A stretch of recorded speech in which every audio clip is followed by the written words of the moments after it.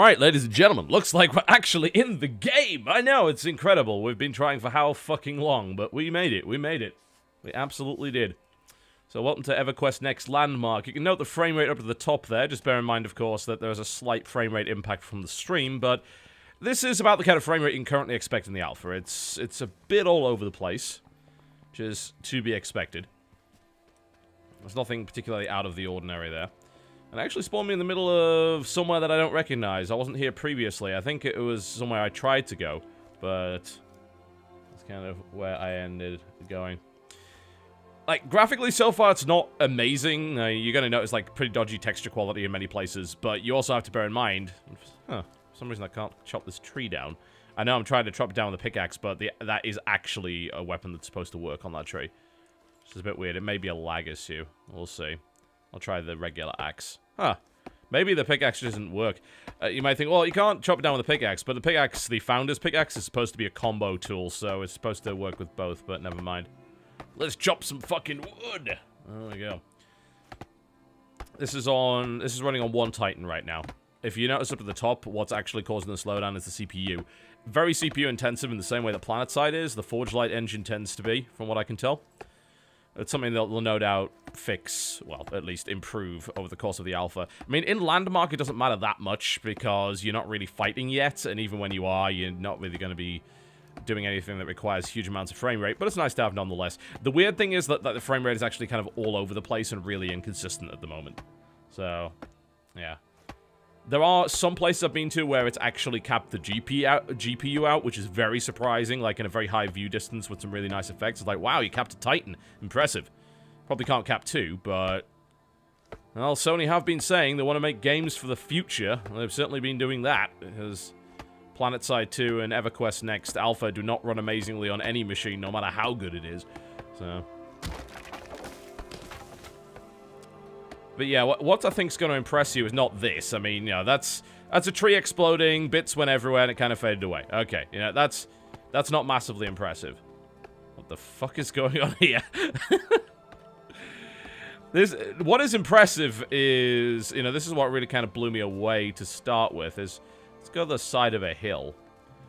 Because you've seen Minecraft, and you've seen terrain deformation in Minecraft. And honestly, Minecraft is a bunch of blocks. Terrain deformation is very easy when the only two states that the terrain can be in are, 1, block there, 2, no block there. But it's when you start doing things like this that I start to find it fairly impressive. Just like, hang on a minute. So this is, you know, this looks like a real game. And this shit right here, you can break it. And you can dynamically, you know, deform that terrain. And it's voxel-based, and as a direct result, you can quite literally make your own path. I can dig right into the earth.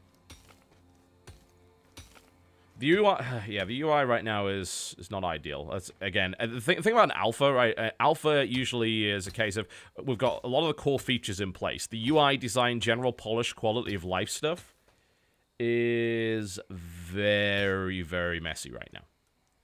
Which, again, is kind of to be expected. Yeah, I mean, this is not the only game to do this, but, like, so far, even in the alpha state, it's the one that I think I'm kind of most impressed with, just in the state of, look, it looks like a next-gen title. It has... I mean, that's a good-looking game.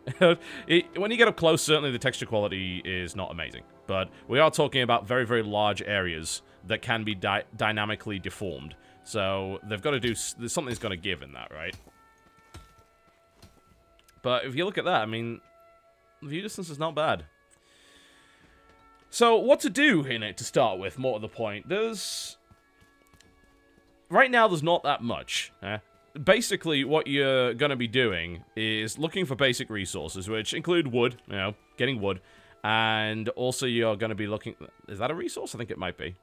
You're going to be looking for stuff like copper as kind of a priority, really. Because you're going to need it to craft some stuff. And that sent me sliding right down the hill. There we go. That's actually just stone. Alright, I don't think I need stone right now. I've got plenty of that.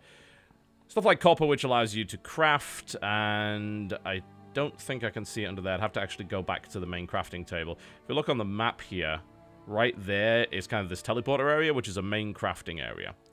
I think it looks like there's a bunch of copper over in that direction. So, I guess if I turn... Like, it'd be nice if there was a mini-map. I'm not sure why there isn't. Go in this direction. I think there might be some copper over there. Ooh, there's some actually right there by the looks of it. Actually, that's not copper. What is that? Is it copper? It might be. Well, we'll try mining it. It is copper. Yes, okay, good.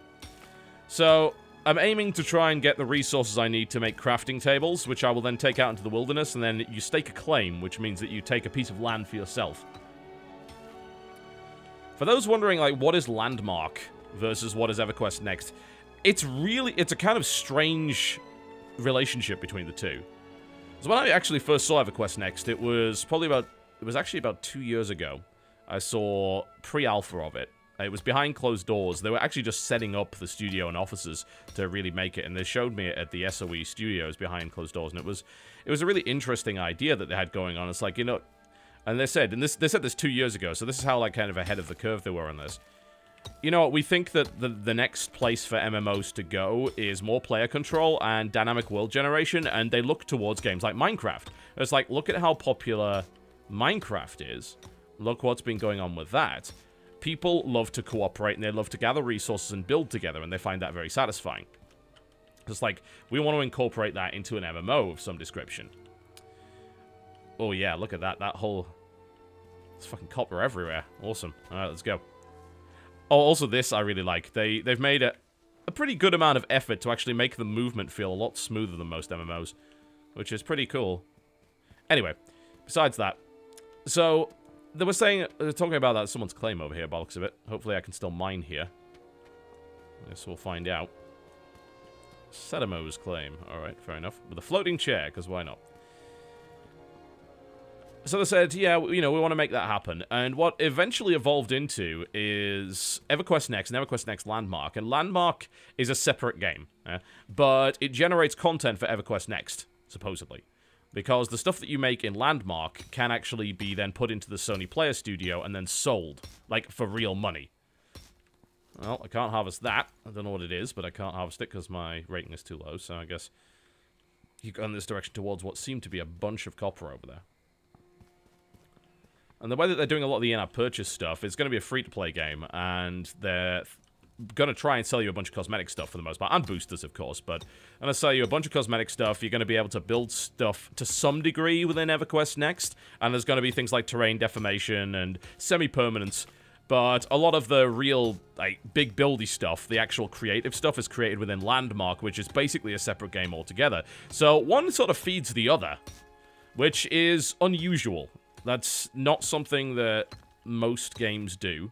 But it's an interesting idea, isn't it? Because you're taking existing technology, and you're turning it to a different purpose, but you're also doing so in a way that players can create content, which not only they can make money from, but also you can then use in your game. So you're crowdsourcing some of the actual work itself, but you're paying people for it. Which is reasonable, in my opinion. Like, and those... I was interested, actually, to see some of the comments on Reddit about this, because Reddit is fairly predictable in its biases, and one of the things one said, it was reasonably well upvoted. It's like, oh, so they expect you to make content for their game now? You know, what kind of slave labor is this, blah, blah, blah. And we ignore, of course, that this is the same Reddit that just worships the ground that Valve walks on. It's created a business model surrounding that for the past 3 or 4 years with Team Fortress 2 and then Dota 2. And it's a good business model, and people have made a lot of money with it, and it's allowed creative people to actually do that. And that's the kind of outlet that hasn't really been exploited, used, or provided in many games, honestly. And I'm happy to see more of it, because this whole creative aspect is quite nice. It's the way things are going right now.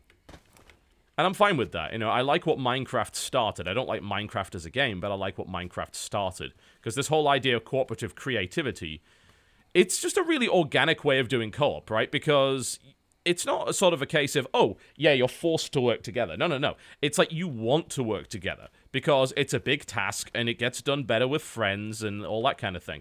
And that's a cool idea, isn't it? You're working with your friends to build something, and you're trying to build something cool, and you gather the resources for it, and when you build that, you gain satisfaction as a direct result of doing so. And you gain it because you're the guy who mined those minerals. You know, you work towards it. Everything in that actual construction itself is something that you built. and something that you work towards. And I think there's a real sense of fulfillment there. And I think that's actually a very positive way of viewing games for the most part. I'm a big fan of progression. I like achieving things. I like basically meeting challenges for the most part. And I think that the whole creative aspect of those games actually really helps people achieve that in a very positive and constructive way. It's not to say, of course, that doesn't make people act like absolute dickbags from time to time, but, you know. So, the MMO aspects to EverQuest Next Landmark, as far as I can tell, are fairly minimal. Yeah? There are a lot of players. You do take claims on different servers, and those claims stay there. And there's the degree of permanence there, and those servers actually, the stuff that you build stays around. So, there's definitely permanence there, but that's nothing that Minecraft kind of didn't do. But at the moment, it really is kind of a sandbox in the case of mine stuff, try building stuff. And that's kind of as far as it goes. But this is, of course, the alpha, so we have no idea where it's going to go from there. Ooh, tin. Alright. I think that, you know, this could go pretty far. So what I want to do during this stream, anyway, is try and create some basic crafting stuff. And once I've done that, I'm going to get some more copper and tin, because I'm pretty sure I need both of those. And once I've done that, I'll try and go out in the